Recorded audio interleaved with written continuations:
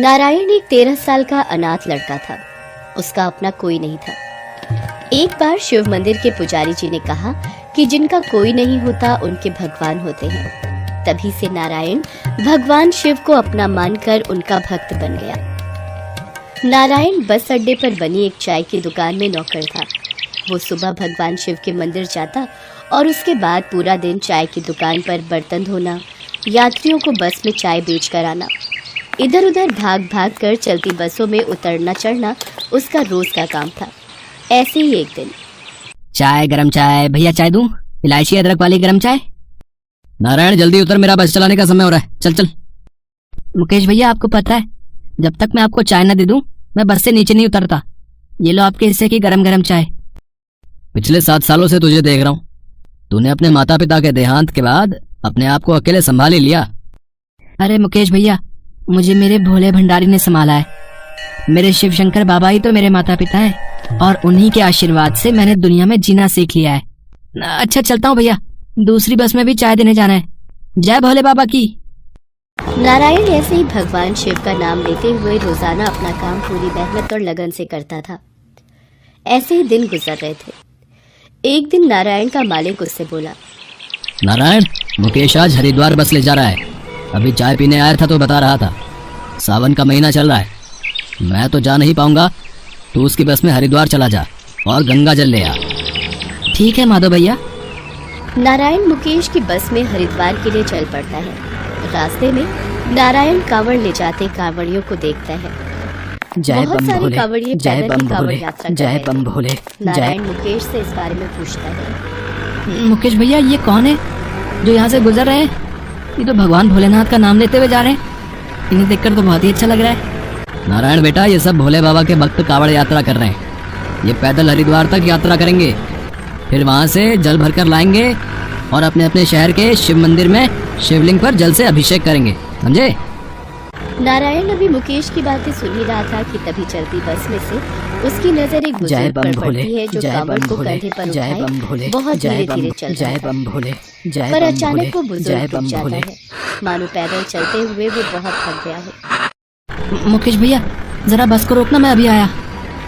उस व्यक्ति के हाथ से कांवड़ छूटने ही वाली थी कि अचानक नारायण भागकर उस व्यक्ति को संभाल लेता है और कांवड़ को पकड़ लेता है।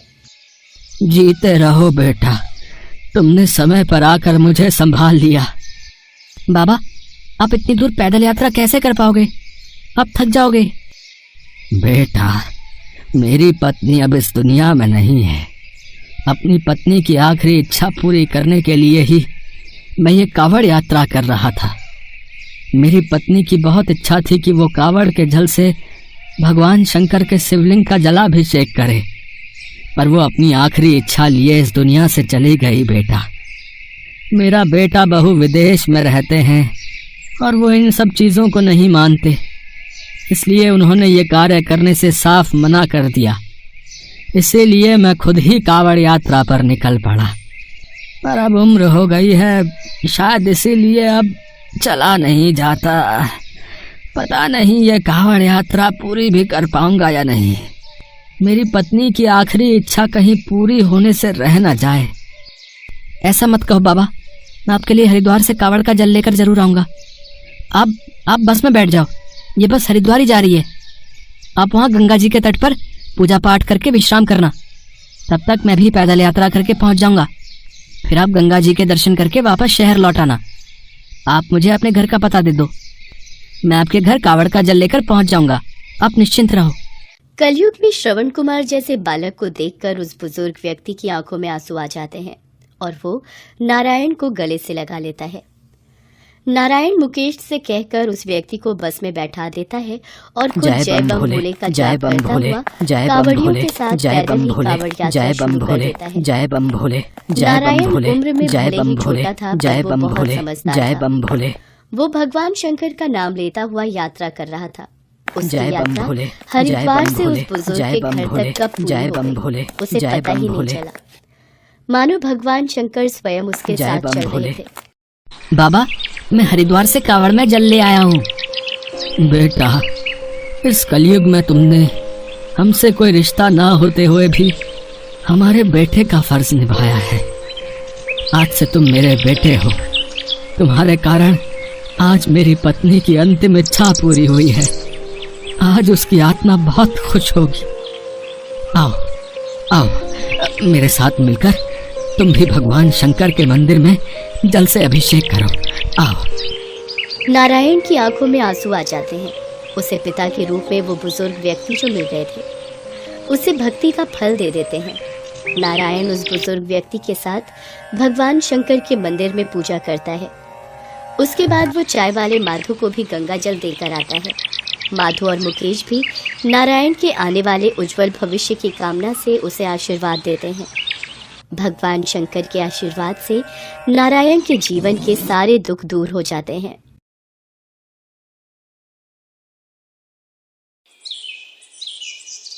कमला और उसका बेटा गगन केदारनाथ जाने वाली बस में बैठ जाते हैं। भगवान, बस मैं जल्दी से केदारनाथ पहुंच जाऊं, मेरा तो मन घबरा रहा है। माँ, हम कब तक केदारनाथ पहुँचेंगे?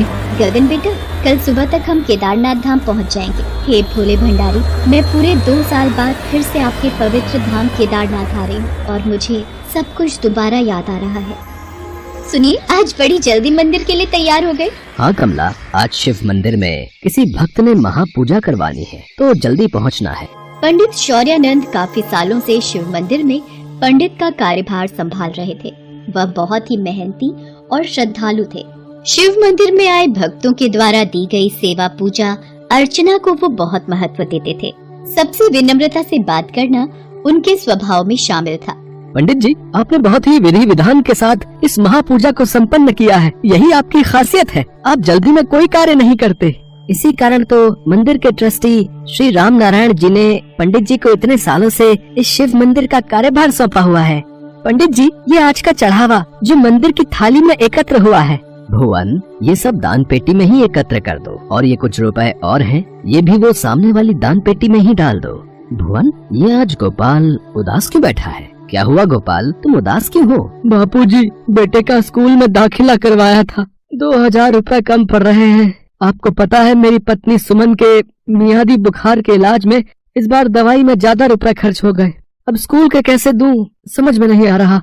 गोपाल, तू मुझे बापूजी बोलता है, फिर भी मुझे बताने में इतनी देर लगा दी। रुक, मैं अभी आता हूँ। ये ले पकड़, ये 2000 रुपए, और कुछ जरूरत हो तो बता देना। पर बाबूजी, ये तो आपकी तनख्वाह से थे, ये आपने। कोई बात नहीं गोपाल, मेरे से ज्यादा तुझे इन पैसों की जरूरत है। बापूजी, आप सचमुच बहुत दयालु हो, आपका बहुत बहुत शुक्रिया। पंडित जी के इसी स्वभाव के कारण मंदिर के सभी सेवक उनकी बहुत इज्जत करते थे। एक दिन राम नारायण जी दर्शनों के लिए मंदिर पहुँचे तो उन्होंने देखा। भुवन, गोपाल, आज सोमवार का दिन है, शाम के वक्त भक्तों की भीड़ ज्यादा रहेगी, इसलिए मंदिर के द्वार आज रात्रि 10 बजे तक खुले रखना, ताकि भक्त भोले बाबा के दर्शन आराम से कर सके। और ध्यान रहे, सभी भक्तों को खीर का प्रसाद भी बांटना है। जो आज्ञा पंडित जी। पंडित जी, आप भक्तों के बारे में कितना सोचते हो? आपकी शिव भक्ति देखकर मुझे बड़ी प्रसन्नता होती है। ये तो मेरा अहोभाग्य है कि इस जन्म में मुझे भोलेनाथ की सेवा करने का सौभाग्य प्राप्त हुआ। अच्छा पंडित जी, आप तो भोले भंडारी के बहुत बड़े भक्त हो, आपकी भी तो उनके किसी एक पवित्र धाम जाने की इच्छा होती होगी।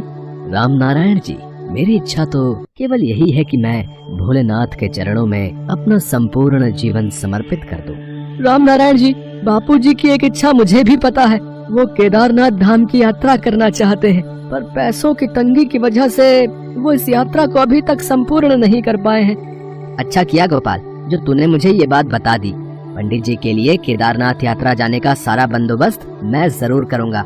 उन्होंने भी इस मंदिर के लिए बहुत कुछ किया है, तो हमें भी उनके लिए कुछ करना चाहिए।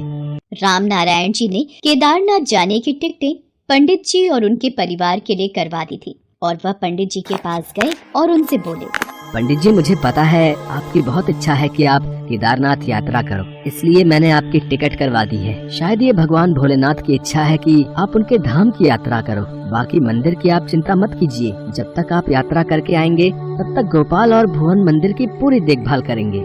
हाँ बापूजी, आप अपने परिवार के साथ केदारनाथ यात्रा पर जाइए, पीछे से बिल्कुल चिंता मत करना, मैं मंदिर का ख्याल रखूंगा। ठीक है राम नारायण जी, जैसी मेरे भोलेनाथ की इच्छा, मैं केदारनाथ यात्रा पर जरूर जाऊंगा। पंडित जी भगवान भोलेनाथ का नाम लेते हुए कमला और बेटे गगन के साथ केदारनाथ यात्रा पर निकल पड़ते हैं।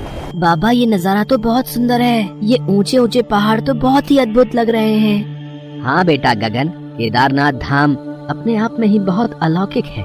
केदारनाथ मंदिर 4 धाम यात्रा में से एक है, जो उत्तराखंड के हिमालय पर्वत की गोद में बसा हुआ है।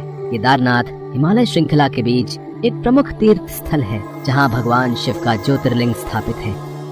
केदारनाथ मंदिर का ये ज्योतिर्लिंग सभी 12 ज्योतिर्लिंगों में सबसे महत्वपूर्ण है। जितना खूबसूरत केदारनाथ मंदिर है, उतनी ही खूबसूरत इसके आसपास की जगह भी है। सुनो जी, हमारे तो भाग्य खुल गए जो हमें भगवान शिव के परम धाम केदारनाथ की यात्रा का अवसर मिल गया। हाँ कमला, वो देखो हम केदारनाथ मंदिर पहुँच ही गए। आओ भगवान भोलेनाथ के ज्योतिर्लिंग के दर्शन करते हैं। पंडित शौर्यानंद जी कमला और गगन के साथ केदारनाथ मंदिर के दर्शन करते हैं और भगवान भोलेनाथ की पूजा अर्चना करते हैं। सुनो जी, पिछले 2 दिन से बारिश तो मानो यहाँ बंद होने का नाम ही नहीं ले रही है और अब तो कुछ ज्यादा ही तेज हो गई है। सुनिए, धर्मशाला में ही चलते हैं, शाम के वक्त गगन को घुमा देंगे। हे भोले भंडारी, आपके दर्शन करके मेरा जीवन कृतार्थ हो गया। आपकी केदारनाथ धाम की यात्रा का सुख प्राप्त हो गया। कमला, आज राम नारायण जी की वजह से हमें इस यात्रा का अवसर मिला। भोलेनाथ के दर्शन हो गए। बाबा चलो ना, कुछ देर हम इधर उधर घूमने चलते हैं। सुनो जी, पिछले 2 दिन से बारिश तो मानो यहाँ बंद होने का नाम ही नहीं ले रही है और अब तो कुछ ज्यादा ही तेज हो गई है। सुनिए, धर्मशाला में ही चलते हैं, शाम के वक्त गगन को घुमा देंगे। ठीक है, संध्या आरती के समय ही आ जाएंगे। अपने आप को बचाओ, नदी के पानी का बहाव तेजी से हमारी ओर ही आ रहा है। सब लोग सुरक्षित स्थानों पर चले जाओ। कमला, लगता है मंदाकिनी नदी में पानी का बहाव तेज हो गया है। चलो किसी सुरक्षित स्थान पर जाकर खड़े हो जाते हैं। लोग अपने आप को बचा पाते इससे पहले ही हिमखंड टूटने से मंदाकिनी नदी में बाढ़ आ गई। हजारों की संख्या में लोग बाढ़ की चपेट में आ रहे थे। मूसलाधार बारिश और बाढ़ का कहर। पंडित जी, कमला और गगन उस बाढ़ में डूबने लगे। कमला, तुम दोनों मेरा हाथ मत छोड़ना। कमला, गगन, हे भोलेनाथ, मेरी पत्नी और बच्चे की रक्षा करना। कमला ने मंदिर के खम्भे को पकड़ लिया और एक हाथ से गगन का हाथ पकड़े रखा, पर पंडित जी का हाथ कमला के हाथ से छूट गया और वो आगे की ओर बह गए। गगन के बाबा! क्या हुआ कमला, सब ठीक तो है? केदारनाथ मंदिर आ गया। चलो गगन बेटा, मेरा हाथ पकड़ लो। राम नारायण जी, मुझे तो बड़ी घबराहट हो रही है। 2 साल बाद इन्हें देख रही हूँ। माँ, वो रहे पापा, वो सामने मंदिर के बाहर बैठे हैं। मैं जानता था पंडित जी अवश्य ही जीवित होंगे। हे भोलेनाथ, आपकी लीला अपरंपार है। पिछले 2 सालों में ये सब कुछ भूल चुके हैं। बस भोले भंडारी और उनके भक्तों की सेवा में ही दिन रात लगे रहते हैं। शायद आप लोगों को देखकर पहचान जाए। बाबा, बाबा, मैं आपका गगन। गगन, हम तुम्हारे बाबा को वापस काशी ले चलते हैं। वहाँ जाकर इन्हें सब कुछ याद आ जाएगा। काशी जाकर राम नारायण और मंदिर के सेवक भुवन और गोपाल पंडित जी को धीरे धीरे सब कुछ याद दिलाते हैं। धीरे धीरे पंडित जी को सब कुछ याद आ जाता है। कमला, मुझे सब कुछ याद आ गया है। केदारनाथ धाम में आई बाढ़ में न जाने कितने लोग बह गए। बड़ी मुश्किल से मैं एक पेड़ की सहायता से बहता हुआ जा रहा था। तभी सुरक्षा कर्मियों ने मेरा बचाव किया। पानी में डूबने और घबराहट में मैं कई दिन बेहोश रहा और अपनी याददाश्त भूल गया था। भोलेनाथ का शुक्र है पंडित जी कि आपको अब सब कुछ याद आ गया। भोलेनाथ की कृपा है राम नारायण जी कि आज उन्होंने मुझे